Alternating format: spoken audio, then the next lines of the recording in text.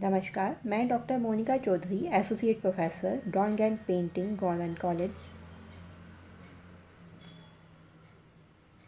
Leonardo da Vinci का एक चित्र जो उसने 1480 से 1481 के मध्य बनाया था,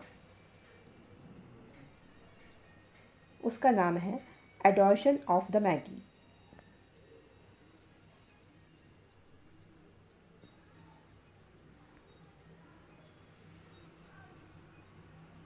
फ्लोरेंस के उफिजी में बना हुआ ये चित्र एक पैनल पर ऑयल रंग में बनाया गया है। ये एक वेदी का चित्र है।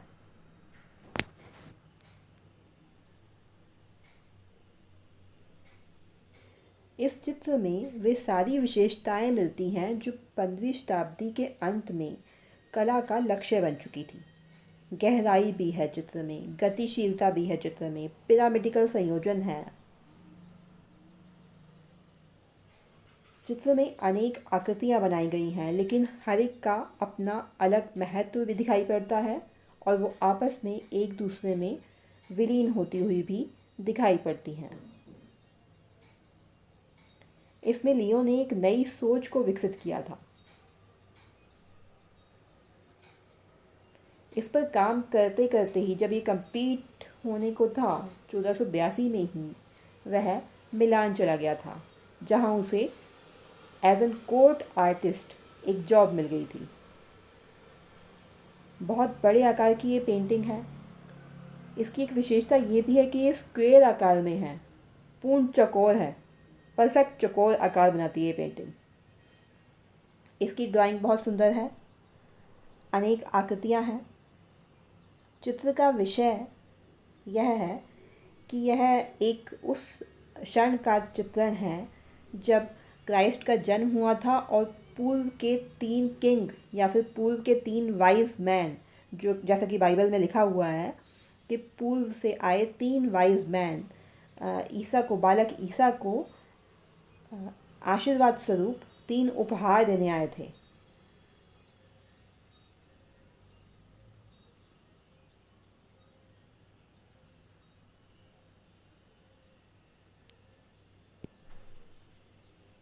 वो 3 जो वाइज मैन आए थे या 3 किंग जिसे कहा जाता है, उनका सामने चित्रण किया गया है। मध्य में क्राइस्ट अपनी मदर की गोद में है।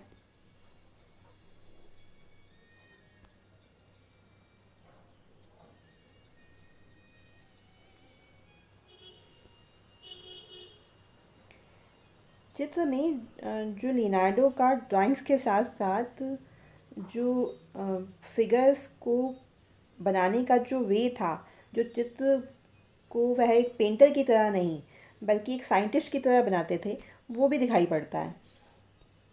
अगर अपन ध्यान से देखें तो मध्य में मदर मेरी की आकृति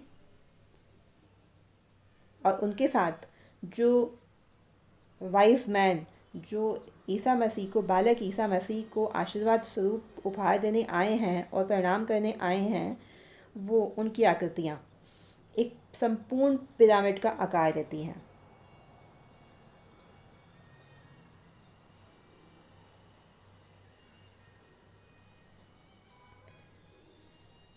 दोनों ओर बहुत सारे फिगर्स हैं, ग्रुप ऑफ फिगर्स बनाए गए हैं।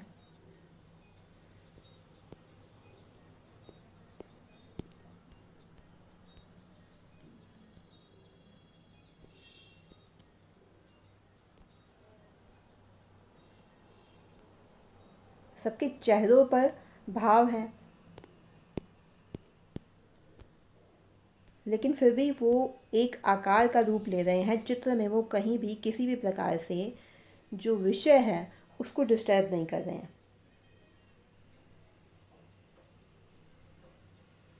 सबके जेस्चर, पोस्चर जो हैं वो अलग अलग रूप में चित्रित हुए हैं,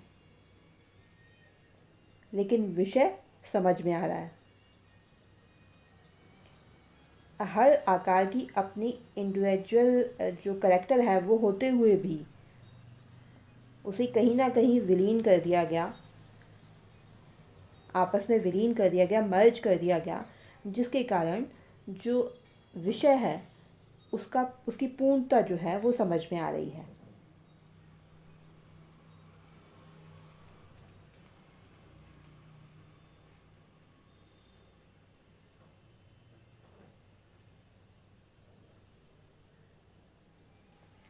इस आल्टर पीस में आल्टर पीस यानी कि जो पूजा की वेदी पे बना हुआ जो ये पैनल चित्र है, उसमें लियोनार्डो ने पूर्ण रूप से अपने जो अ, जैसे मोनालिसा और लास्ट सपर में भी उसने जो चित्रों में बनाया है,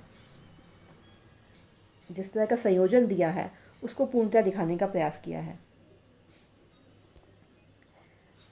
अगर हम ध्यान से मदर मेरी को देखें तो वो अपने बच्चे की ओर, मदर हैं क्योंकि वो बच्चे की ओर हल्का सा सिर नीचे झुकाए हुए और नज़रें नीचे झुकाए हुए वो देख रही हैं उसकी ओर, और एक सॉफ्टनेस वाली फीलिंग आ रही है। पृष्ठभूमि में अबाउट मध्य में पेड़ बना हुआ है।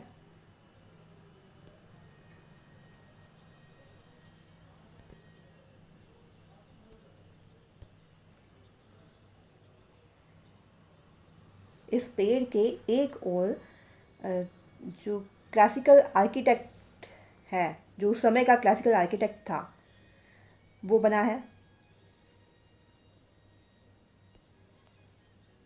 जो उस समय को उस टाइम को डिपिक्ट करता है। और दूसरी ओर उस टाइम बीइंग में जो अ, युद्ध या लड़ाई या झगड़े चल रहे थे, उसको डिपिक्ट करता हुआ पेड़ की दूसरी ओर वो घोड़ों का चित्र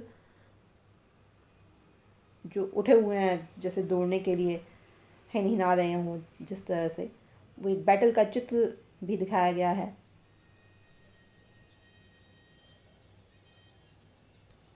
और इन सबके होते हुए भी जो मदर मेरी और जो तीन जो किंग्स आए हैं, जो उनको प्रणाम करने के लिए, बालक क्राइस्ट को प्रणाम करने के लिए, उनकी तरफ हमारा ध्यान जा रहा है, क्योंकि वो कलर्स जो हैं वो लाइट कलर्स में उनको बनाया गया है।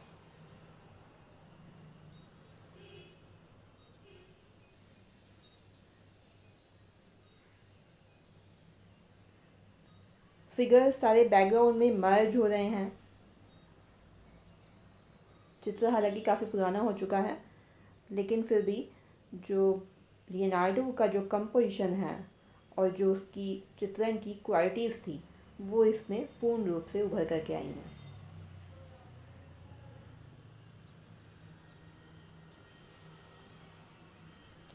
चित्रकला की दृष्टि से ऐसे चित्र बड़े अ, अच्छे लगते हैं जो विषय को भी पूर्णतया दिखा रहे हों, और उसके साथ साथ उस समय की सामाजिक स्थिति और उस समय के रूप प्रतिरूप का चित्रण भी कर रहे हों, जैसा कि बैकग्राउंड में दिखाया गया है।